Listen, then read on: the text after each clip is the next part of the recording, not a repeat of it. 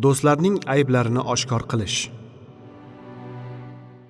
Bu nafs kasalligining belgisi shundaki, inson o'z do'stlari va yaqinlarini xato kamchiliklarini boshqalarga aytishga, yetkazishga harakat qiladi.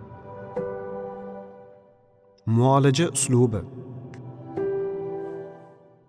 Ushbu kasallikdan xalos bo'lish uchun inson kamchiliklarni boshqalarga aytadiganlar o'rniga o'zini qo'yib ko'rsin. Odamlar uning xato va gunohlari haqida bilishlari unga yoqadimi?